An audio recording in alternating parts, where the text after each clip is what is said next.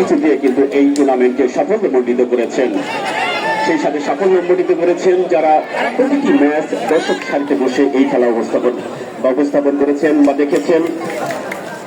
আমি সাব্বিরের কণ্ঠে শুনেছি, অনেক কথা শুনেছি সাব্বিরের কণ্ঠে দর্শকদের, এবং এই টুর্নামেন্টে যারা সুন্দর খেলা উপহার দিয়েছে তাদের মধ্যে থেকে ফেয়ার প্লে নির্বাচিত হবে, ম্যান অফ দ্য ম্যাচ নির্বাচিত হবে, সে প্রত্যাশা রাখছি। আবারও গন্তব্যে আক্রমণের চেষ্টা, বল চললে উত্তরে যায় গোল লাইন অতিক্রম, আসল লাইন অতিক্রম করে বল মাঠের বাইরে বন্ধু একাদশের মনে বলে আমি অল্প কিছু সময় বলার জন্য সুযোগ পেয়েছিলাম। যতটুকু বললাম খেলার ফলাফল বন্ধু একাদশ 1 এবং ভিবিনুর ফুটবল একাদশ 0। যখন এই অবস্থা তখন আবার ধারাভাষ্যের পরিবর্তন।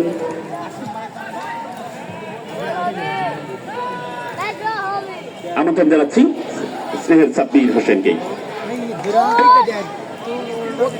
আমি ধন্যবাদ জানাচ্ছি আমার শ্রদ্ধেয় বড় ভাইকে, যিনি এতক্ষণ পর্যন্ত কমেন্ট্রি করলেন, অতিথি ধারাভাষ্যকার।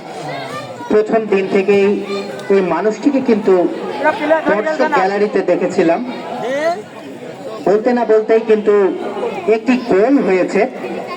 একটি গোলের মাধ্যমে কিন্তু এখন পর্যন্ত বন্ধু একাদশ এগিয়ে রয়েছে। সৌরভ ভাই কিন্তু বলছিলেন যে এই ছেলেটি ভালো খেলছে, আসলে সেই ছেলেটির পা থেকে আজকে গোলটি এসেছে। এবং এর আগেও একদিন তিনি ম্যান অফ দ্য ম্যাচ নির্বাচিত হয়েছিলেন। অত্যন্ত